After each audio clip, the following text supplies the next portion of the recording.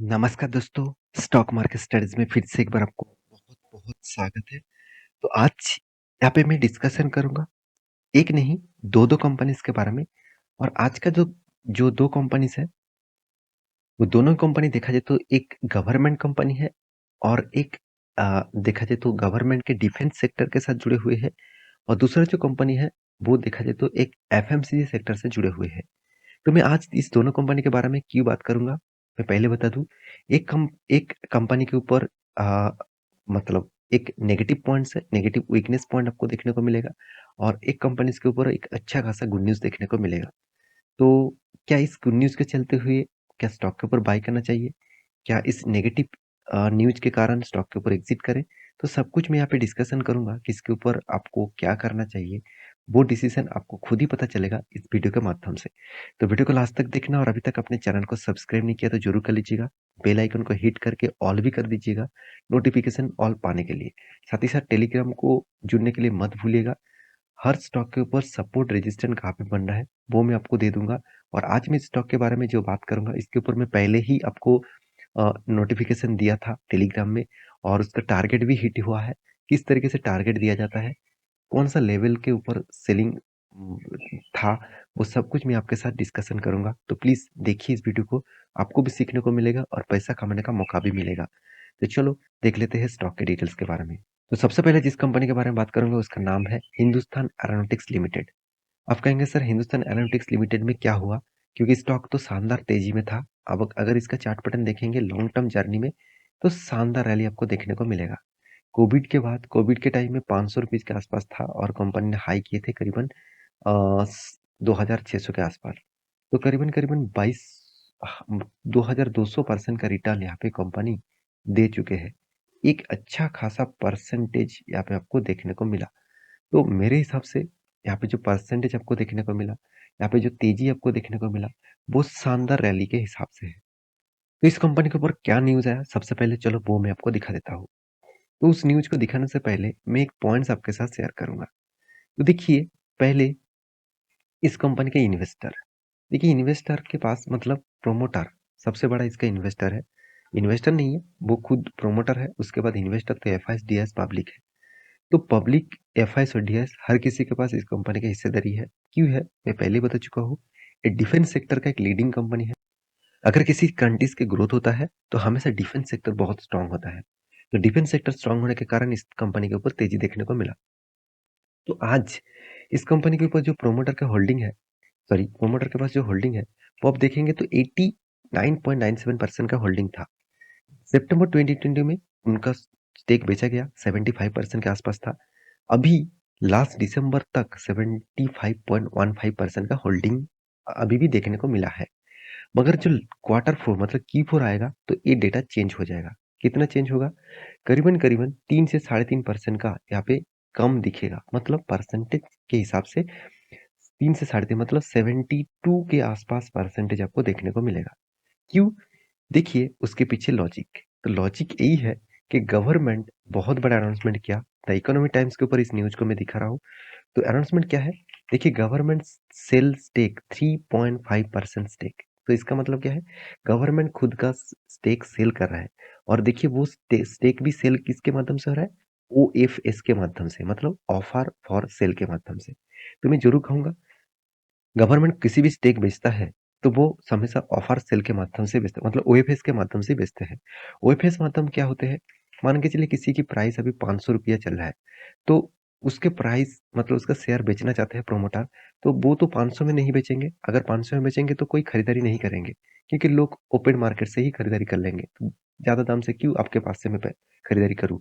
इसलिए वो क्या करते हैं, मान के चलिए 470 रुपीज में वो बोल रहा है मेरा स्टेक आप खरीदारी कर लीजिए, मैं आपको 470 में वो माल दे दूंगा।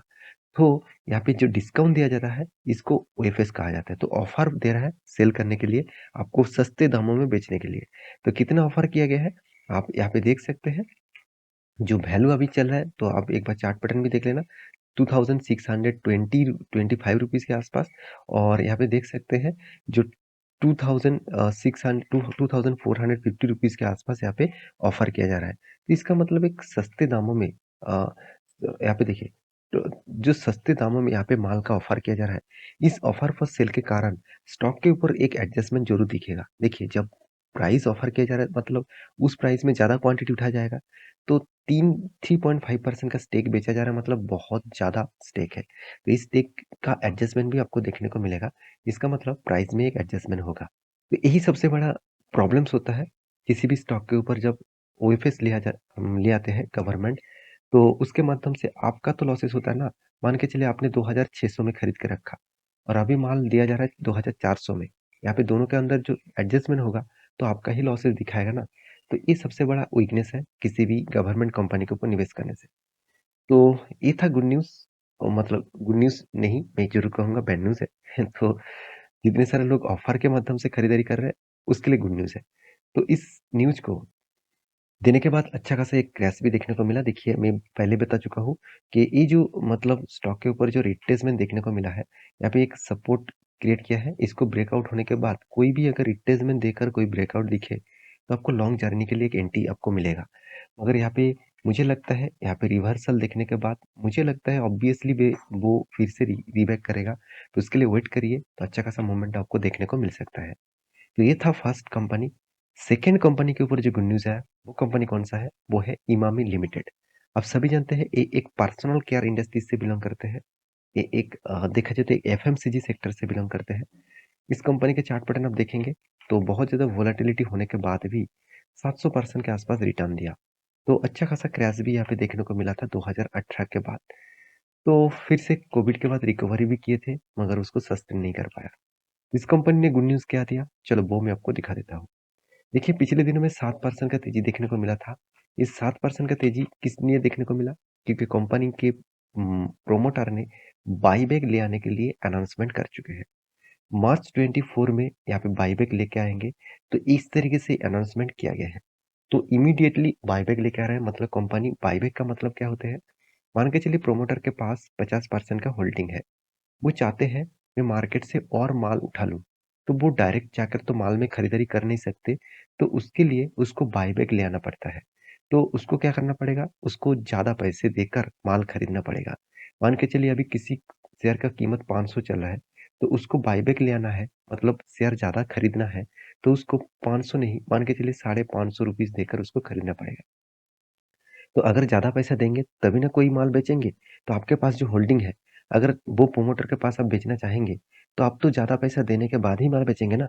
तो यही चीज़ आपको यहाँ पे देखने को मिला। तो बायबैक में जितने सारे बड़े प्लेयर्स होते हैं, वो माल बेचते हैं क्योंकि उसको एक अच्छा खासा प्राइस में उसको माल मिल जाता है। तो बायबैक का अनाउंसमेंट किया है, तो आप सभी जानते हैं इस मतलब इमामी कंपनीज़ के बारे में, जिसका ये जो प्रोडक्ट है, जो बोरोप्लस है, झंडू बाम है, नवरत्न तेल है, तो इस तरीके से प्रोडक्ट वो बेचते आए हुए हैं। अगर इसका चार्ट पैटर्न आप देखेंगे तो 366 रुपीज़ के आसपास क्लोजिंग हुआ पिछले दिनों में, और यहाँ पे आप देख सकते हैं कंपनी के ऊपर जो बायबैक लेके आ जा रहा है, तो उसका प्राइस बैंड आपको यहाँ पे देखने को मिलेगा। अच्छा खासा प्राइस बैंड के ऊपर कंपनी बायबैक लेके आएँगे। तो प्राइस बैंड अभी तक अनाउंसमेंट किया गया नहीं है, तो मैं ज़रूर कहूँगा इसके ऊपर भी फ़ोकस रखना, क्योंकि अच्छा खासा एक तेज़ी आपको देखने को मिलेगा बायबैक आने के बाद। तो पहले दिन ही अच्छा खासा तेज़ी दिखाया था, और कंटिन्यू होगा कि नहीं होगा, वो तो आपको बाद में ही पता चलेगा। तो मैं हमेशा कहूँगा, आप अगर लॉन्ग टर्म के लिए इस कंपनी के ऊपर सोच के रखा है, तो प्लीज़ बायबैक के लिए अप्लाई मत करिएगा। अगर बायबैक के लिए आप एलिजिबल हो जाता है, तो आपको माल बेचना पड़ेगा, और माल जब बेचेंगे तो आपको प्रॉफ़िट मिलेगा सही, मगर कितना प्रॉफ़िट मिलेगा?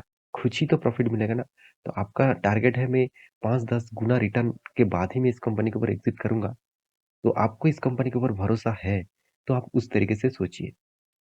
तो रही बात इस कंपनी के चार्ट पैटर्न की, तो मैं पहले एक टारगेट दिया था, मैं एक टेलीग्राम में अपडेट भी दिया था, जाकर आप टेलीग्राम चेकआउट कर सकते हैं। मैं आपको बोला था यहाँ पे एक सपोर्ट ज़ोन क्रिएट किया रहा है, और सपोर्ट ज़ोन क्रिएट करने के बाद अगर कोई भी ब्रेकआउट दिखे, तो उसके नीचे एंट्री ले लेना, और टारगेट आपको इस लेवल तक दिखेगा। फर्स्ट जो टारगेट यहाँ पे दिखेगा।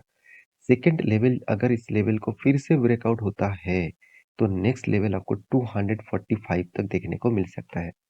तो मैं इस टारगेट क्यों दिया हूँ? क्योंकि यहाँ से जर्नी लॉन्ग आपको बिग जर्नी देखने को मिला था। मतलब यहाँ पे बिग डिमांड ज़ोन था, और उसी डिमांड ज़ोन को ब्रेकआउट किया, और इसीलिए अच्छा खासा गिरावट देखने को मिला। तो नेक्स्ट जो लेवल है वो बहुत स्ट्रॉन्ग लेवल है इस लेवल तक। तो अगर इस लेवल को ब्रेकआउट करते हैं तो अच्छा खासा गिरावट देखने को मिलेगा। तो प्लीज़ अभी जल्दबाजी मत करना एंट्री लेने के लिए लॉन्ग टर्म के लिए। तो इसके ऊपर स्टडी करना। आपको कंपनी के ऊपर भरोसा है तो थोड़ा-सा आपको डिस्काउंट में ज़रूर मिलेगा। जिस तरीके से गिरावट का माहौल दिख रहा है, तो थोड़ा-सा पिछले दिनों में ही करेक्शन देखने को मिला था, अच्छा खासा न्यूज़ आया था इसलिए। तो इंतज़ार करना। मेरे हिसाब से, मेरे एनालिसिस के हिसाब से गिरावट और भी देखने को मिल सकता है और इस लेवल तक वो ज़रूर आ सकते हैं। तो ये देखिए, कोई रिकमेंडेशन वीडियो नहीं है, कोई आपको रिकमेंडेशन नहीं किया जा रहा है। तो इस वीडियो टोटली एजुकेशन पर्पस में था। मेरे इस वीडियो से आपको क्या सीखने को मिला और कुछ अच्छा लगे इस वीडियो के टॉपिक के ऊपर तो प्लीज़ चैनल को सब्सक्राइब और लाइक ज़रूर कर दीजिएगा। तो आपका लाइक मुझे मोटिवेट भी करते हैं और नया-नया वीडियो मैं आपके सामने ज़रूर लेके आऊँगा। मिलते हैं नेक्स्ट वीडियो में, तब तक के लिए अच्छे से रहिए, अपना ख्याल रखिए। Bye bye.